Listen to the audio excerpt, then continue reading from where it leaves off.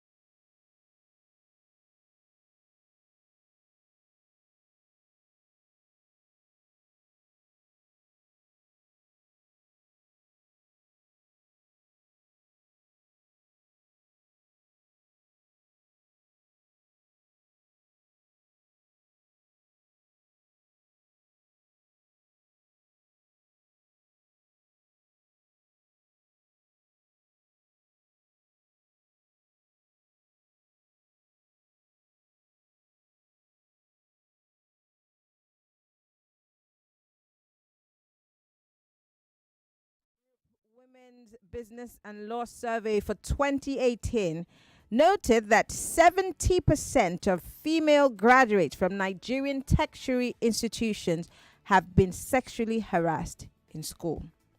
Yes, 70%. 70%. So, wow. It means that maybe your auntie, your cousin, your daughter, your cousin's child, or your sister, your wife might have been sexually harassed while she was in school. It's a very damning statistic. Very damning. And that's what I want us to talk about, because you see, we don't necessarily talk about these things. We just talk about them when it surfaces or it hits the roof, or some girl puts a camera somewhere and records a professor while he's trying to sleep with her. And then we make so much noise and drag the professor and make sure that he goes to jail or something, or he loses his job. And then we go back to sleep. I'm not saying that they're not advocates for women's rights and sexual harassment and all of that, but are we doing enough? That's the question. It's not enough to advocate against it. Are we training our sons, our boys, our brothers, our nephews, how to treat women? Because it's not enough to just say, oh, women have to be armed, let's make some wristbands that will reflect a color, that will show if the man has laced your drink with a drug or something. All of those things are beautiful, fine and dandy. But are we training the people who are perpetrating these violence? Because you see, the truth is, the man who is trying to sleep with students to give them grades, do you remember that video? Sex for grades. Yes. That man is somebody's dad. He's somebody's uncle. He's somebody's mentor. So he's not random. He didn't come from Mars. These are men. And I tell you this because I was born in the 80s, and then they tell you, sit straight, close your legs, do this. I remember my grandmother used to call me Palo wife because I could not do nothing to save my life. I would not be in the kitchen. You can't catch me. I was not born for hard labor till tomorrow. Oh no, I'm changed. You know me, Kemi. I cook, I clean, I do all that thing. But I do it because I want to do it. I'm not doing it because I want to get husband. But back in the day, they would tell you, you never marry if you don't do this. They tell you, cover yourself, close your leg. I'm not saying that you also have to be promiscuous for the ladies. But they always tell the woman what to do to get a man. But they never really tell the boys how to treat the woman when they get the woman. Maybe kind percentage boys have been to treat women nicely, how to tell their girls and their wives, their girlfriends, they don't even have to be a girlfriend, but women around to protect them. Half the time, the men you see who treat women really nicely must have really had a hands-on mother who is more like a Magatacha. Because in my house, where I come, and I say this with all among my cousins, brother, no boy or girl in family hits the kitchen. My uncle meanest groundnut soup. I can't even make it. I mean, his wife can testify to that. My brother also makes a great chef. He's amazing. He doesn't say, oh, this is a boy's job or this is a girl's job. It doesn't happen. But how many families go beyond the chores to tell their sons that when you grow up, you will meet a lot of women, some beautiful. You will ask some of them out. Some of them will say no. It's okay for somebody to say no to you. But is that conversation being had? I'm sorry, I'm having this monologue because it's very important. I'm laying the foundation for this conversation. We need to hear it more often. Because we're going to have more and more advocates. They're feminists, they're this, they're that. I love it. But we're only just going to keep advocating against these people. But then we're not appealing to the mindset of these young children. That it's okay to hit your sister because you're a boy. That it's okay to force a lady. She must look like I have to ask her out. So because I want to show her my nakedness, she should be happy. I used to hear that a certain governor would tell the girls that he sleeps with that, are you not proud that you slept not? Saying all of these things to say, we need to start focusing our attention on our male bodies. Let me leave you to marinate. Think about these things. Let it be playing in your head. Fathers, the mothers, the caregivers, the caretakers, the people who you take care of, that take care of other children. If you had siblings or so, or you pay attention to what can be they want to close television cameras in order to help raise sexual harassment. The judicial authorities have all black options given opportunity to expose the culprits. Vice Chancellor Charles Isimone said the initiatives were meant to check unruly activities in the university. On the Operation Speak Out, which would soon be launched, Isimone said it was necessary because students were afraid that lecturers might advise them if they're taught. I'll start by sharing my experience. When I was in my second year at the university, his name. I'm not going to say his name. He was notorious. He'd come into class and say to students. He taught us drama and society. I would never forget it. He would come into class and say he's not in the mood to teach today. All of you, I'm gonna give test tomorrow. If you like, do expo. If you like, write the test. All of you pay money. He'd just take money. And I remember an examination that he threatened the whole class that if we don't pay, we're not going to pass. And I was thinking to myself, what's the thing to come and write this exam if you're telling me that it doesn't matter, I'm going to have to pay? So I went home, said, cat, I told my dad, they said we should 3,000. No, that, my father said, no, never. If you pay that money behind my back, you still fail. Make sure you don't pay. Go write that exam. And if you fail, we would report to the school authorities. I say, this lecturer is very big. My dad said, no. And then this same lecturer he would come to class again and say to students, if you like, some of you, bring your money, pay for hotel. You will pay for the hotel. I will come there. I will sleep with you. You will still fail. I found that really condescending for a lecturer. But these things happen in universities. That's aside. The ones who come into a class and say, you, see me in my office. And all they want to do is hit on that student. And if the student says no, you're failing all through that session. how do you even begin to address those issues? Because it's happening. I'm sure that if I open the phone lines now, many of you are going to tell me the same thing. Yes, it happened to me, or it happened to my sister. Where do we start to fix this? Yes, it's beautiful what they're doing with the CCTV cameras, but will they be in every classroom? What about the phone calls? What about when they know where the angles of the cameras are and then they harass you in other places? This is a good start, but then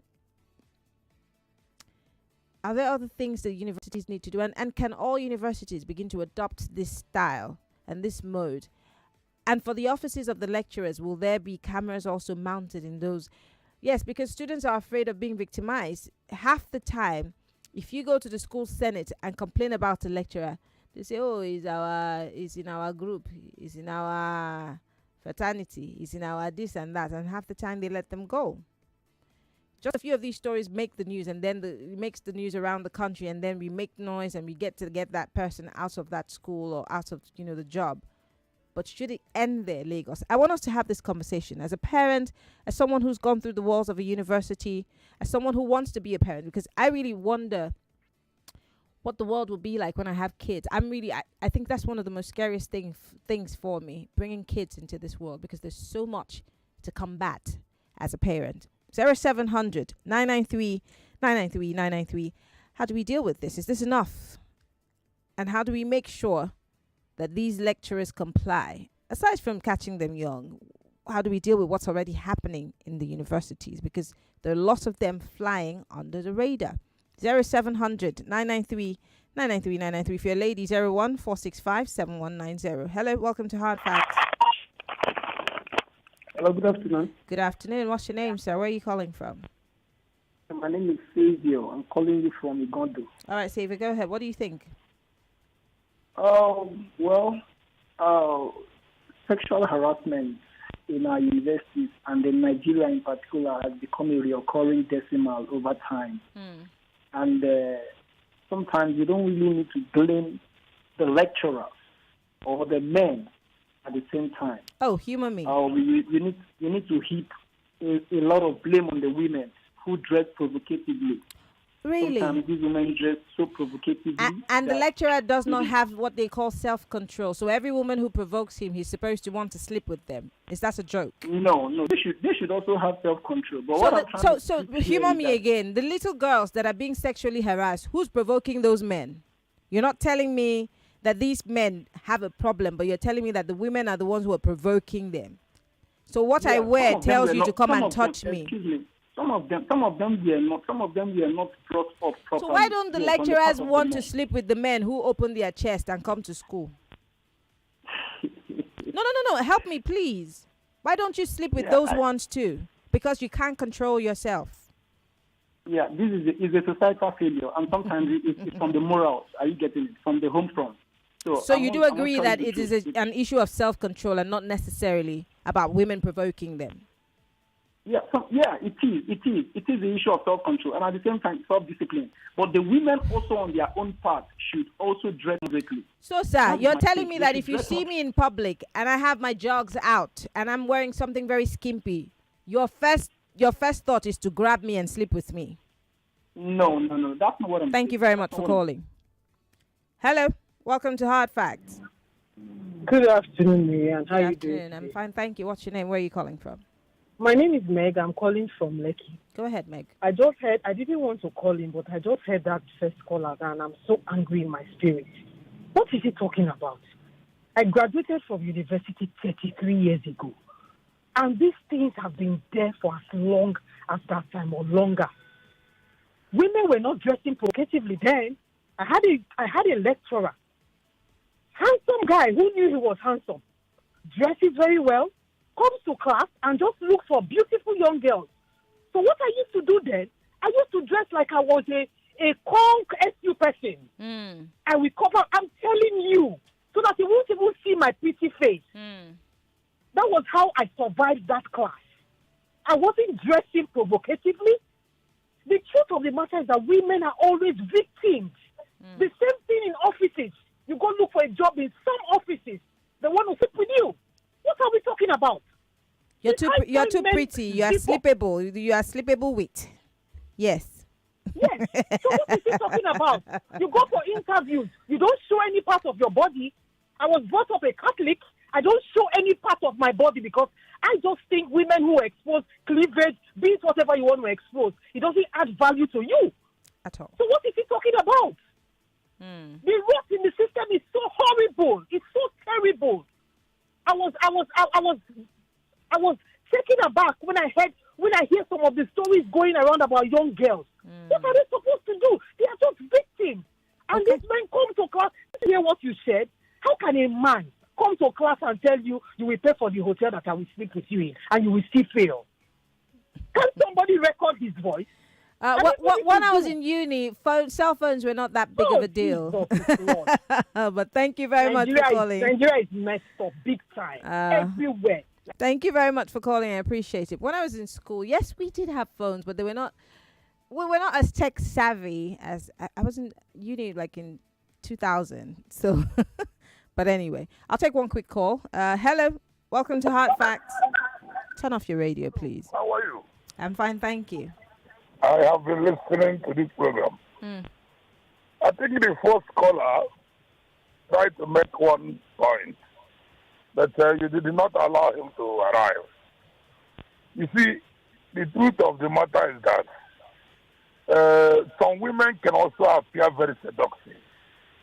And they can behave very seductive at the same time. So does it mean that you should take the bait? Because I don't understand. Me to just finish. Please, a little second.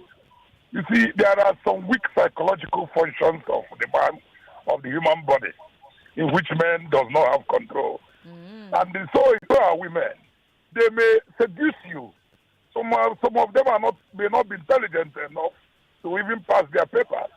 Then they have to seduce the lecturer with their antics, with their language, with their body behavior. You know, at the end of the day, they will blame the lecturers for succumbing to that.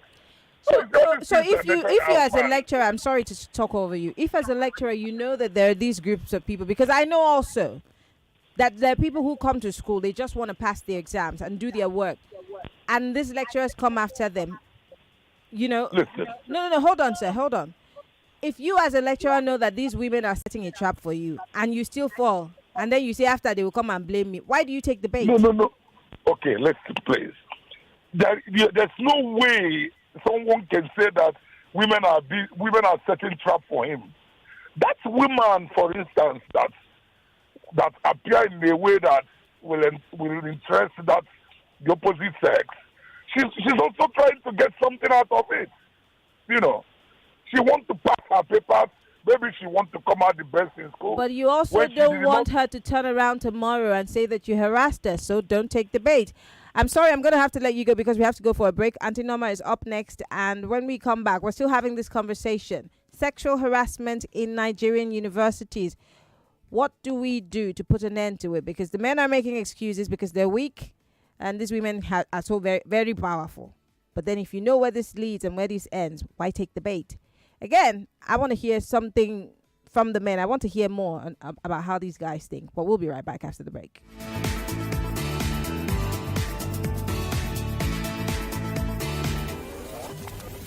It's 2 minute story time with Auntie Norma.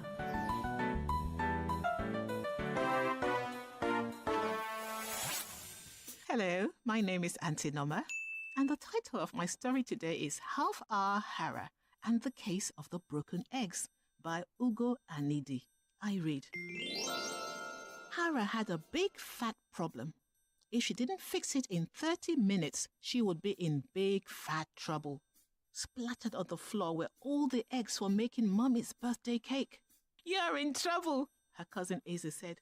It wasn't me. Your daddy will be back at 5:30. Do you think he'll scold you or take your storybooks or cancel your Atilogu class? It wasn't me, Izzy, Hara yelled. But on Saturday, you broke Grandpa's new TV. On Sunday, you broke a window in church. Yesterday, you smashed all the fancy plates in your house. Everyone knows you're a troublemaker, Hara. It wasn't me, Izzy. You're not being nice. You're not a good cousin, Hara sighed. I have to find the real troublemaker. Who could it be? It's 5:05, Eze announced. Your daddy will be back soon. Hara squatted under the table. crawled under the chairs. Hara squatted under the table, crawled under the chairs, and wriggled under the sink. She found no one. She peeked in the sink and found not one, but 2 clues. Some hair and a footprint. Izzy peered in the sink. Could it be a girl? He snickered. It wasn't me, Izzy. It's 5:10 now. Stop it. And it's time to stop for today. Do you think Hara will find the culprit, the real troublemaker? Why don't you join me tomorrow and let's find out. From me, Auntie Noma, it's bye-bye.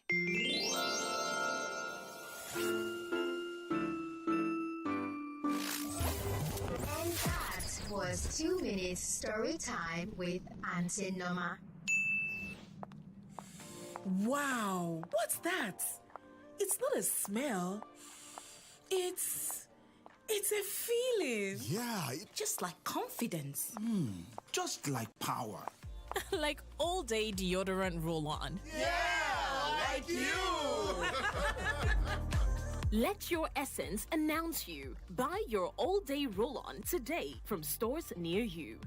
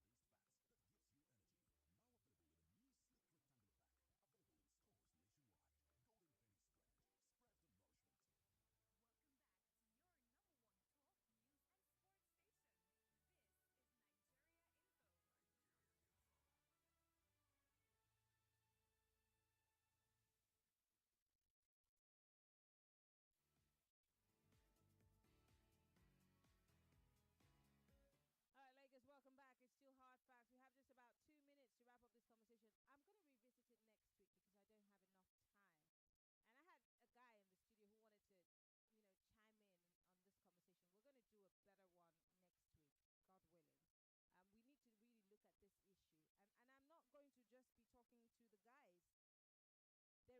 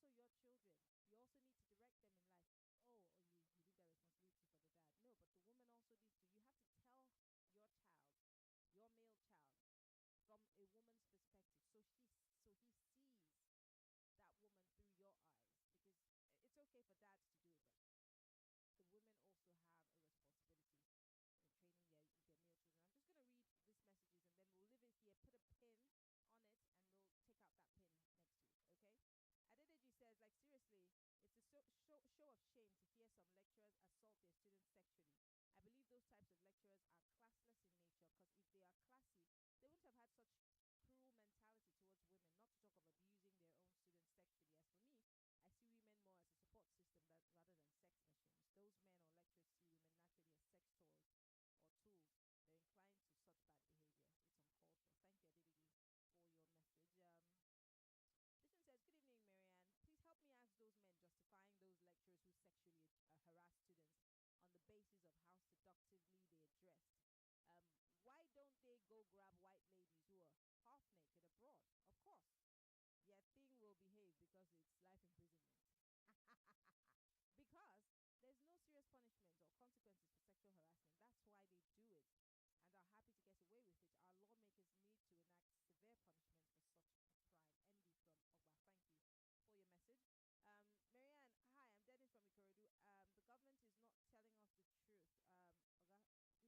Ikorodu. The government is not telling us the truth. Oga, this message is too late. We're talking about something else. Even in our government authorities, we have to stand up against this unethical act with a strong punitive law and regulations to scuttle it. This is from Musa Rabiu. Musa, my mouth's been paying me. But thank you very much. Lagos, we will revisit this issue because I think that we don't talk enough about it. We just talk about the advocacy part of it. But the realities of it, we need to get down to it. But in the studio this evening, before I introduce my guests, we have a quick information for you. And then my very gorgeous guest, Onyeka Chike, is here to talk about IE University in a bit. So, Lagos.